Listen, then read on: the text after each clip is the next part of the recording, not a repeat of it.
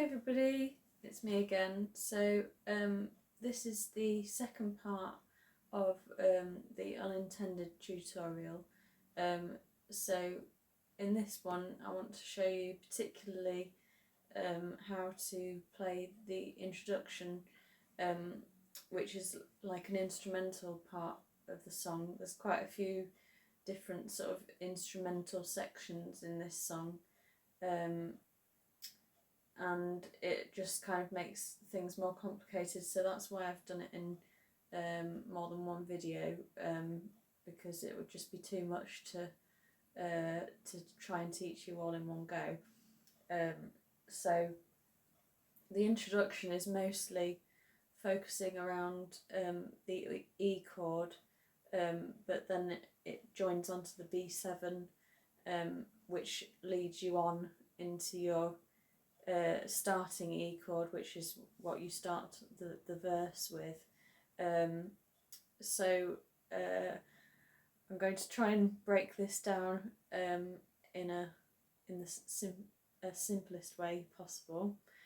So for a start, don't forget that I've got my capo on the third position. So if you're not playing with a capo, that's why it'll sound different, but it's just the same, exactly the same notes if you choose not to play the capo, just exactly the same shape rather, just in a different place and in a different key. So I hope you don't get confused. So the first bit of the introduction, you want to make sure you've got your E chord on, as shown in the previous video, and then you pick the bottom string with your thumb, and then your second finger with your thumb, your D string rather. So go from your bottom E to your D string with your thumb, and then you play all of your top 3 strings together, and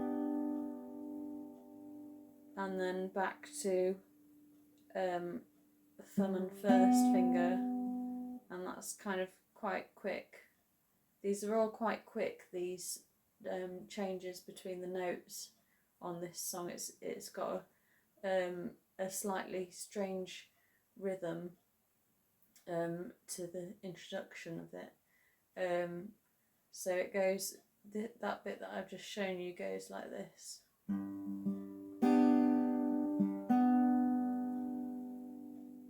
So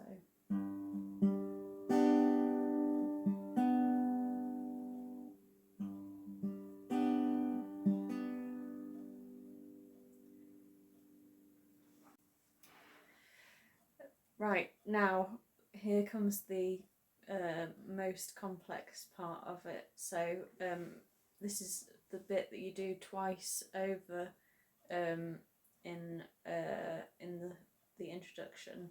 So you still got your fingers in the E position, but then you briefly remove your second finger from the A string, and you hammer it back on.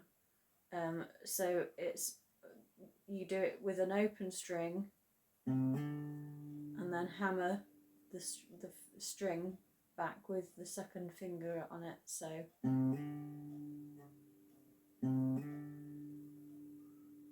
and then from there you go to your thumb on the D string again. So that was played with your thumb on the A string, and then the thumb on the D string. Your first finger then plays the G string. Your then plays the B string.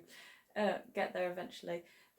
So this is a little bit complicated as well. So when you're playing the B string, what you have to do when you get to this part is you have to put your little finger on the 2nd fret of the B string,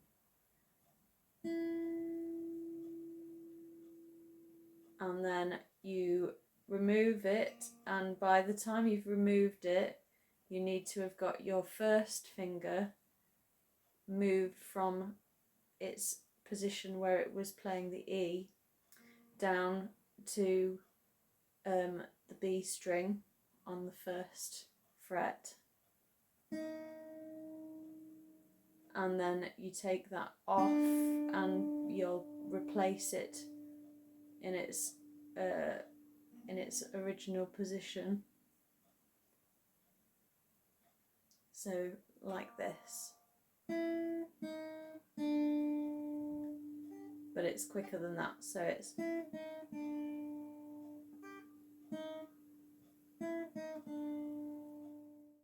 so when you've played your 1st hammer on and then gone like this, then you play your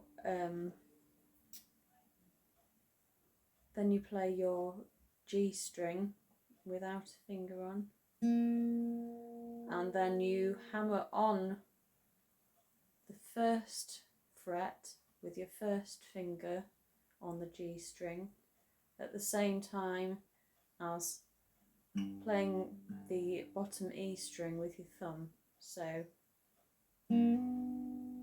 like that.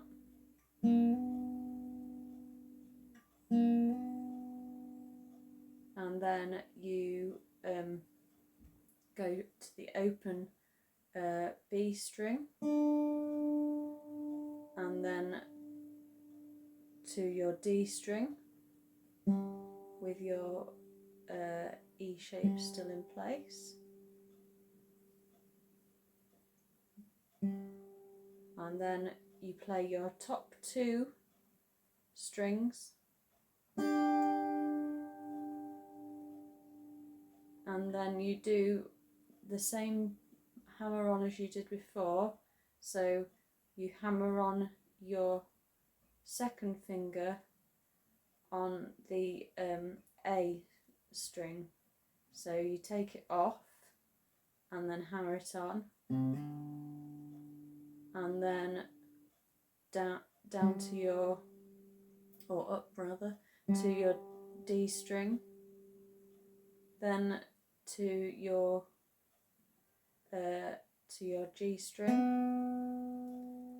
and then back to that pattern again that I showed you with the 2 1 0. So on with your little finger on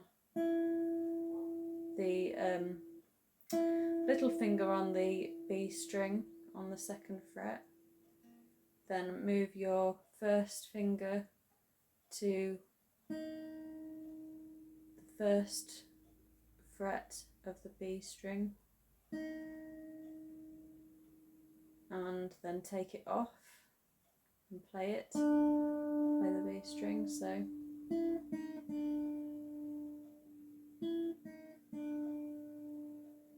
and then then you play the G string again,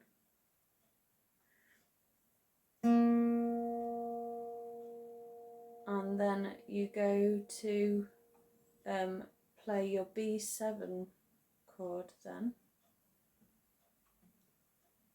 and then that's when you start the kind of main picking pattern, which then goes into the verses that I showed you in the main video. So then you go thumb on the A string, thumb on the D string, and then your 2nd finger on the B string, your first finger on the G string,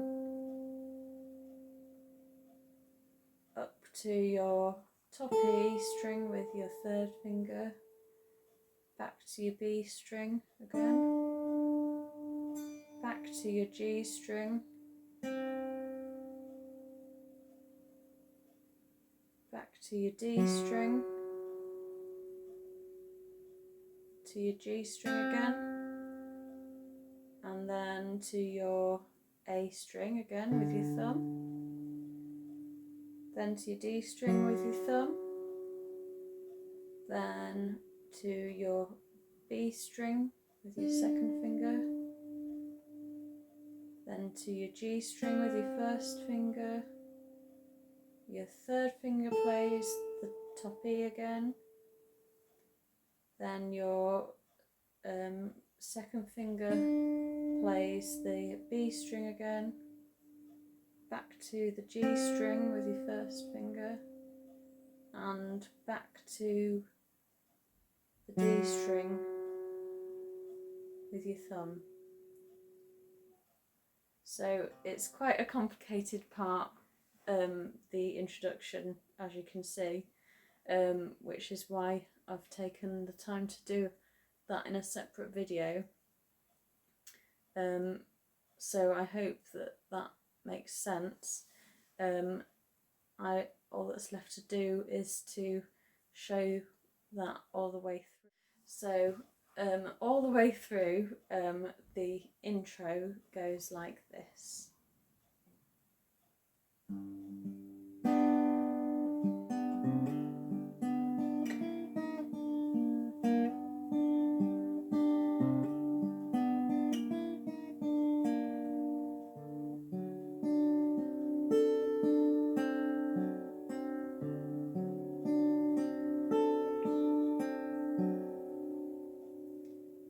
And then into the first verse with your first E. So that was me showing you it very slowed down, by the way, so it just makes it easier for all the notes that I'm playing to be heard, because it's actually quite quick. I'd advise, whenever you're learning anything like this, to slow it down, slow it right down, because you're better off to get it totally right and play it slower and then be able to increase your speed, rather than playing it wrongly and playing it fast. Like I say, this was tabbed by somebody called Andrew Biles, who was on Ultimate Guitar. I think he plays it ever so slightly differently to me, but that's how I interpret his sort of version of it, or how I've made it kind of into my version. So I hope that helps you guys, and I will be making another video with how to play the extra parts that I've noted in the first video that I didn't play in the first video, because they all need to have enough time to talk about them in you know, there's quite a few complicated parts, like you know, where they change the chord slightly so it goes in the middle section from an E to an E minor, and then to a B7, which then leads into the second chorus, and then when you've got to the end of the song completely, the outro with the ooze over the top is a completely different ball game altogether.